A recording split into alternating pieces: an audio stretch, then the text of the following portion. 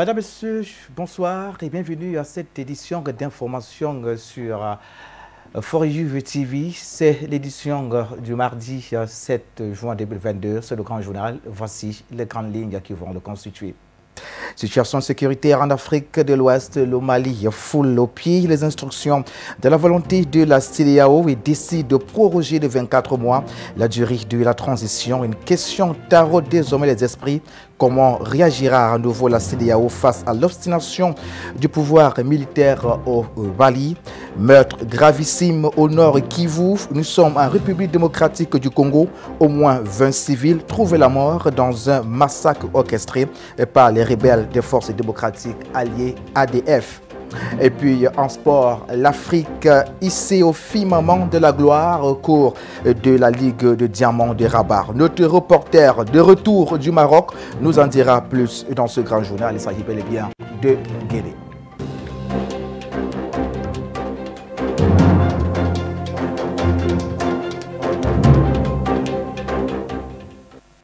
Nous le disions en début de ce journal, le président de la transition malienne tacle à nouveau la CEDEAO.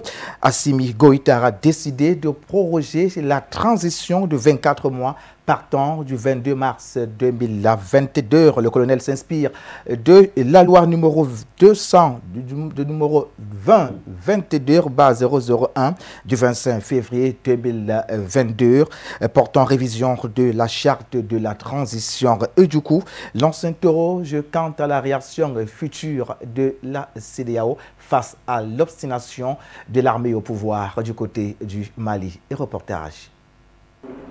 Dans un élan de protection de son pays, le Mali, le président de transition Assimi Goïta vient de décréter un arrêté ordonnant la prorogation de 18 à 24 mois pour rendre le pouvoir aux civils. La transition est fixée à 24 mois pour compter du 26 mars 2022, conformément à l'article 22 de la loi numéro 2022-001 du 25 février 2022 portant révision de la charte de la transition. Cette décision survient au sortir des 6 sommets extraordinaires organisés par la CEDEAO qui a imposé des sanctions commerciales et financières au pays, forçant ainsi l'armée malienne à présenter un calendrier acceptable pour les prochaines élections.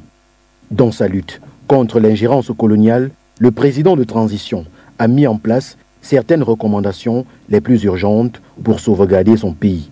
Le gouvernement a décidé de choisir les actions les plus urgentes pour revenir rapidement à un ordre constitutionnel.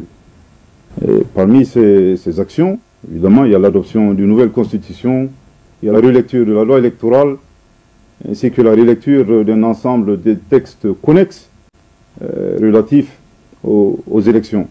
Aujourd'hui, on fait très clairement le constat que le comité indépendant de suivi et évaluation de la mise en œuvre des assises nationales de la refondation a été créé et le processus de nomination de ses membres est en cours. Ce décret va-t-il favoriser la décryptation de l'atmosphère entre Bamako et la CEDEAO? C'est la question que l'on se pose. Situation cauchemardesque en République démocratique du Congo. Au moins 20 personnes trouvent la mort dans un massacre orchestré par les rebelles des forces démocratiques alliées ADF. L'attaque a eu lieu dans la nuit du 5 au 6 juin 2022 à Bouanassara, localité située au nord Kivu de la République démocratique du Congo. Reportage. La nuit du 5 au 6 juin 2022 a été très sanglante en Ituri, localité située dans le nord-est de la République démocratique du Congo.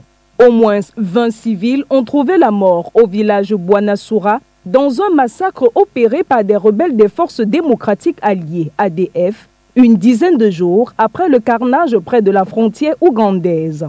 L'information a été rendue publique par le baromètre sécuritaire du Kivu, un organisme qui dispose des observateurs dans la zone.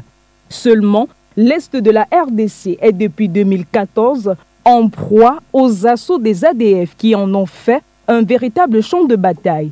Et les derniers massacres de grande ampleur de ces individus sans foi ni loi remonte à fin mai avec la mort d'au moins 16 personnes à Boulongo, annoncée le 30 mai, après celle d'au moins 27 personnes intervenues le 28 mai dans le village de Bemanyama, dans la région voisine de Beni. Conscient de l'ampleur des forces rebelles dans cette localité, l'État congolais a placé il y a 12 mois l'Ituri sous l'état de siège. Une mesure exceptionnelle qui donne un total pouvoir aux militaires.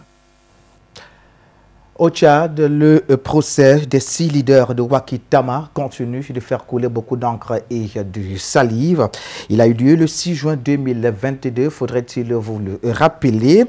Ces mises en cause avaient été arrêtées juste après les violences et autres dégradations contre les intérêts français en marge de la manifestation autorisée de Wakitama du 14 août ou plutôt mai 2022.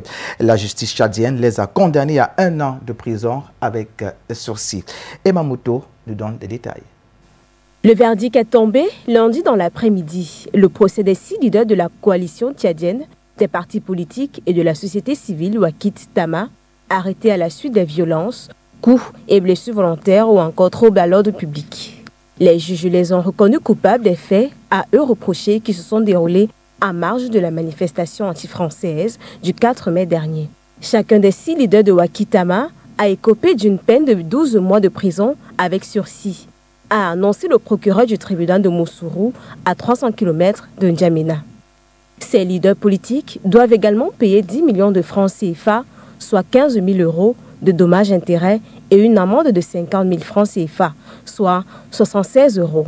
Lors d'un point de presse tenu à N'Djamena jeudi dernier, le collectif d'avocats des 6 leaders de Wakitama avait dénoncé les conditions d'enlèvement, de déportation, de jugement de ces leaders et demandé aux autorités respecter leur droit de garder le silence. Le 23 mai dernier, ils avaient entamé une grève de la faim pour protester contre leur arrestation. De l'avis des témoins présents à la maison d'arrêt de Mossourou, le procès a été expéditif. L'audience foraine des flagrants délits du tribunal de grande instance de N'Djamena a débuté peu après 9 h, heure locale, et s'est clôturée à 10 h 10. Du côté de Wakitama, c'est le soulagement, même si l'on assure que l'on ne va rien lâcher. Satisfait, premièrement, parce que nos camarades vont être libres. Ils ne seront pas à Mossourou, ils seront hors de la maison d'arrêt. Mais pourquoi les a-t-on condamnés? Ça, c'est la question que nous nous posons. Ont-ils cassé quelque chose? Ont-ils fait une marche illégale interdite? Qu'est-ce qu'ils ont exactement fait? Moi, je voudrais vous dire qu'il s'agit d'un procès politique et comme tel, nos camarades devraient être purement et simplement libérés. Le bâtonnier de l'ordre des avocats lui assure déjà qu'ils feront appel. En attendant, les 6 leaders de Wakitama devraient sortir de la maison d'arrêt de Mossourou le mardi 7 juin au plus tard. Abderrahmane Koulamala, le ministre de la Communication tchadien, se dit quant à lui satisfait de la justice tchadienne et du verdict rendu. C'est un verdict qui prouve l'indépendance de notre justice qui a essayé d'être équilibrée dans cette affaire. C'est bien que ces personnes retrouvent la liberté, mais si on voit la gravité des faits, on peut dire que c'est un verdict relativement clément. Mais nous respectons la décision de la justice et nous nous inclinons devant la décision de justice. À présent au prix Pritzker 2022 qui valorise le talent architectural dans le monde pour cette dernière édition. Le prix est revenu, ou le sacre est revenu à Francis Akiri, faudrait-il le souligner. C'est le premier Africain à remporter ce prix. Retour d'un talentueux ou alors enfant africain ou alors prodige. C'est avec notre reporter Kouchou. Tel le cahier d'un retour en pays natal, l'histoire de Djedebo Francis Kéré se raconte comme un livre dont le dernier chapitre est celui d'un beau dénouement. Celui d'un architecte burkinabé qui s'est hissé au panthéon de l'architecture mondiale. Sacré lauréat du prestigieux prix Pritzker 2022. En mars dernier, il est le premier Africain de l'histoire à remporter ce prix. Ce que je souhaite, c'est que ce n'est pas moi tout seul, que tous ensemble, nous briguons ce défi qui est en face de nous. Ce défi qui est en face de nous, c'est-à-dire le terrorisme. Voilà. Et cette division sociale qui est en train de ruiner notre pays, c'est le défi à nous tous, ce n'est pas le mien tout seul. Et le prochain défi, c'est d'encourager tout le monde de penser autrement. Voilà, d'oublier nos petites querelles et de se mettre au travail. À 57 ans, le célèbre architecte burkinabé de renommée mondiale établi en Allemagne, où il a fait ses études d'architecture, est venu communier le week-end dernier avec le peuple burkinabé, particulièrement les habitants de Gando, sa ville natale dans le sud-est du pays. Gando, c'est également un petit village où il a reçu les honneurs traditionnels, lui, fils du chef du village dans les années 60, qui a dû s'en aller vers le village voisin pour être scolarisé faute d'école dans son village. L'histoire veut que le premier bâtiment conçu par Francis Kéré fut l'école primaire de Gando, ainsi que des logements pour les enseignants et une bibliothèque faite de matériaux locaux comme la terre. Des techniques architecturales que Francis Kéré promeut et dans lesquelles il voit l'avenir de l'architecture africaine. Des projets novateurs qui lui auront permis de concevoir des espaces publics à travers l'Afrique, l'Europe et les États-Unis, contribuant à l'obtention de son prix. Parmi les combats de Francis Kéré, convaincre les Africains eux-mêmes de ce que les matériaux comme la terre, les bambous et autres, très souvent taxés de bas de gamme pour les pauvres, peuvent être utilisés pour des constructions haut de gamme à bien moindre coût que le béton armé et plus soucieux de l'environnement. 8 ans de prison pour Saïd Bouteflika, le frère cadet de l'ex-président algérien Bouteflika. Lui et ses co-accusés sont reconnus coupables pour corruption, trafic d'influence et entre autres. Retour sur les faits avec vous, P. Saïd Bouteflika, âgé de 64 ans, frère cadet du défunt ex-président Abdelaziz Bouteflika, a été condamné le lundi 6 juin au tribunal de Sidi Mohamed à 8 ans de prison ferme pour des faits de corruption, de trafic d'influence, d'abus de fonction, de blanchiment d'argent et non-déclaration des biens, alors qu'il purgeait déjà une peine pour une autre affaire. Son co-accusé, Ali Haddad, a également été condamné dans plusieurs affaires et a écopé de 4 ans de prison ferme. Les deux accusés devront verser des amendes au trésor public. En octobre, Saïd Bouteflika et Ali Haddad avaient déjà été condamnés chacun à 2 ans de prison ferme pour entrave à la justice. Ex-dirigeant de la principale organisation patronale algérienne de 2014 à mars 2019, il avait été arrêté à un poste frontière avec la Tunisie en possession de 2 passeports et condamné en juin 2019 à 6 mois de prison pour détention illégale des 2 documents de voyage. Après la chute de Bouteflika le 2 avril 2019, sous la pression du mouvement de protestation du Irak et de l'armée, la justice a lancé une série d'enquêtes sur des affaires impliquant des membres de son entourage. Le Congo-Kinshasa vibre au rythme des tambours et trompettes à l'effet de la visite du roi belge Philippe, invité par le président Félix Tshisekedi. L'hôte a foulé le sol congolais ce jour. Que peut laisser se bodorer la visite du régent belge dans son ancienne colonie? La question fait couler beaucoup d'encre et de salive. Suivons plutôt ce reportage pour mieux comprendre. Relancer le partenariat entre la Belgique et le gouvernement du Congo-Kinshasa. L'objectif est clairement évoqué s'agissant de la visite du roi des Belges en République démocratique du Congo. Visite que le roi Philippe entame ce mardi 7 juin sur invitation du président Félix Tshisekedi.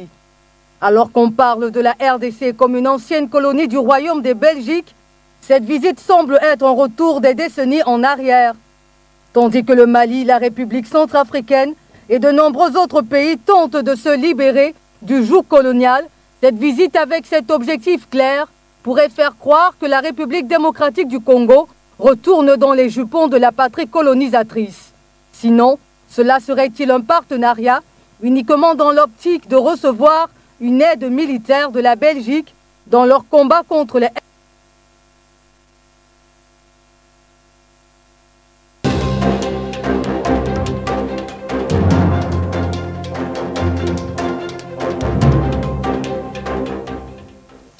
Des chiffres qui font froid dans le dos. Selon l'Organisation mondiale de la santé, 65% des maladies sont d'origine alimentaire. J'imagine qu'à l'instant, les consommateurs vont éprouver la peur. Tenez-vous tranquille, des mesures sont prises pour protéger les consommateurs. Des initiatives sont entreprises. C'est d'ailleurs le cas de la Fondation camerounaise des consommateurs qui a saisi l'occasion de la célébration de la journée internationale de la sécurité sanitaire des aliments pour sensibiliser. Noir nous en dit plus dans ce reportage. Alors que le monde traverse une période de crise alimentaire due à la situation qui sévit en Russie et en Ukraine, la question de la sécurité sanitaire des aliments se pose. Il devient alors urgent et important d'y accorder une attention. De ce fait, à l'occasion de la célébration de la Journée internationale de la sécurité sanitaire des aliments, ce mardi 7 juin 2022, la FOCACO, Fondation camerounaise des consommateurs, à travers une conférence débat, a voulu mettre un point d'honneur à l'effet de préserver les populations de l'intoxication alimentaire et surtout que selon les données statistiques de l'OMS, 65% des maladies ont une origine alimentaire. Il faut rappeler qu'aujourd'hui, c'est la 4e édition de la sécurité sanitaire des aliments sous le thème des aliments sûrs. Les aliments sûrs, vous voyez, il y a beaucoup de maladies qui ont repris du poids de la bête, notamment le choléra. Il y a le choléra qui sévit, c'est une maladie d'origine alimentaire. Il est question ici d'édifier les populations. On a donc invité un certain nombre d'experts du droit, de la qualité et même du ministère de la Santé, et même des entreprises pour donner des conseils pratiques aux consommateurs, aux ménages. Comment conserver un produit, comment reconnaître un produit qui n'est pas bien conservé ou aller acheter un produit sûr. Aussi, la sécurité sanitaire des aliments étant une préoccupation importante, il va de soi qu'être à l'abri des effets déshydratants qui pourraient subvenir des aliments demande des moyens de conservation, mais aussi des entreprises qui font pour le cas d'espèces dans la transformation des aliments. On éduque donc les populations à comment conserver et on demande à l'État de mettre des moyens de conservation. Le premier moyen de conservation, c'est l'énergie. Il faut qu'il y ait l'énergie pour que la chaîne de froid soit respectée. Le deuxième moyen, c'est l'approvisionnement en eau potable. Vous ne pouvez pas préparer si vous n'avez pas de l'eau potable. Si vous avez des eaux usées, des eaux sales, vous voyez que vous pouvez faire des maladies de choléra, faire des intoxications. Faire aussi des formations, descendre dans les entreprises pour former le personnel à l'utilisation des matériaux, à l'utilisation de divers produits, notamment qui contribuent à la transformation des produits alimentaires. Donc je pense qu'à ce niveau, le ministère peut essayer de sensibiliser et former tout le personnel des différentes entreprises qui font notamment à la transformation des matières premières en produits finis. Toutefois, il convient de souligner ici que pour ce qui est du Cameroun, le législateur a disposé d'un ensemble de textes qui régulent le secteur. Le législateur a fermement encadré non seulement l'option alimentaire, mais aussi protéger celui qui consomme ces aliments-là. Donc, le point du droit est clair. Si un industriel ou un opérateur économique met en consommation des produits frélatés, il s'expose à la loi. Les aliments sûrs pour une meilleure santé. Le thème de cette conférence débat est fort évocateur et lance sonnette d'alarme aux États, mais également aux industriels, à observer un temps d'arrêt afin de penser à la sécurité sanitaire des aliments que nous consommons. Encore des chiffres qui créent la psychose, environ 530 millions de cas de contamination et plus de 6 millions de décès, tel est l'état des lieux au 6 juin 2022 de la maladie à coronavirus dans le monde. Une situation préoccupante au moment où tout semble calme. Constat fait désormais, le coronavirus continue de faire ravage dans le monde. Voilà qui explique la quintessence de l'initiative de renforcement de la surveillance et de réponse communautaire contre cette pandémie aux tentacules mortels et mortifères par les autorités sanitaires camerounaises. Une fois de plus, Noir. Le Covid-19 serait-il fini? A priori, l'on répondrait par l'affirmative au regard du mouvement en baisse autour. Or, au regard des chiffres mondiaux, en date du 6 juin 2022, l'on dénombre 529 901 271 personnes touchés, soit 252 778 cas confirmés de plus, et au total 6 264 917 décès, avec 557 en plus. Et selon les données de l'OMS, les pays africains les plus touchés à l'heure actuelle sont le Maroc, avec 274 nouveaux cas de contamination en 24 heures au 4 juin 2022, et plus d'1 million de cas au total. L'Algérie, la Tunisie et l'Afrique du Sud qui trônent, elles, à la même date avec 1124 cas recensés et 3 968 205 cas au total. Une situation qui a certainement interpellé les autorités sanitaires camerounaises et leurs partenaires à tenir le personnel soignant, de même que les populations, dans une situation d'alerte et de vigilance de riposte au moment où l'on observe une situation d'accalmie. D'ailleurs, un communiqué du ministre Santé invitait les populations à reprendre avec les mesures barrières. Depuis le début de notre lutte contre le Covid, la surveillance a souvent été la partie de la riposte qui a souvent flanché. Comme je le disais tout à l'heure avant de commencer mon propos, beaucoup de gens se comportent comme si le Covid est passé, comme si le Covid n'est plus une menace. Nous avons effectivement constaté que les chiffres ont baissé. Nous ne voyons plus de décès Covid, c'est vrai, mais nous savons qu'Omicron est un variant qui ne crée pas facilement des formes sévères. Mais est-ce que ça veut dire qu'il ne rend pas les gens malades et qu'on n'a pas des légers et modérés qui circulent? Si, surtout qu'on ne se teste plus, donc on ne les connaît pas. Est-ce que ça s'écrit sur le front?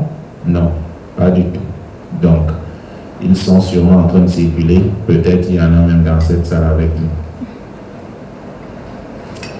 S'ils tombent malades, ils vont à l'hôpital. Certains hôpitaux ont arrêté de faire systématiquement les tests et c'est pour ça que M. le ministre a demandé qu'on relance avec toutes les activités de riposte comme on le faisait. Omicron, c'est une mutation du virus. Ça veut dire qu'Omicron peut aussi muter. Et si Omicron mute, on peut le constater par des décès. C'est mute en quelque chose de plus virulent. Alors, il faut continuer à rester vigilant. Organisée par le ministère de la Santé publique du Cameroun en partenariat avec l'OMS, l'initiative de renforcement de la surveillance et de réponse communautaire contre la COVID-19 vise à renforcer et outiller les personnels soignants, notamment les responsables EIR, en contact avec les communautés, afin qu'ils soient efficaces dans leurs actions, lesquels feront une évaluation des statistiques chaque mois des personnes vaccinées et à vacciner pour une durée de 3 mois. Alors vous comprendrez l'utilité et l'importance de l'atelier et l'activité qui sont en train d'être lancés aujourd'hui. Il est question que la surveillance qui nous permet de détecter précocement les cas, qui nous permet de savoir les prendre en charge rapidement, qui nous permet aussi de savoir protéger ceux qui seraient exposés à ces cas, que cette surveillance soit renforcée. L'initiative va durer 3 mois. Elle va consister à vraiment aller renforcer, rechercher de façon active les cas pour qu'on soit sûr que la période d'accalmie que nous vivons est vraiment une période d'accalmie. Derrière chaque cas positif, il sera question de lister le maximum de contacts. L'OMS nous commande environ 30 à 50 cas contacts par cas positif. L'autre élément à retenir, cette initiative permettra d'avoir une même équipe d'intervention pour les autres épidémies afin que la réponse soit efficace sur le terrain. Par ailleurs, il est important de relever qu'il est prévu une réunion d'évaluation tous les 2 semaines avec les pays faisant le même programme.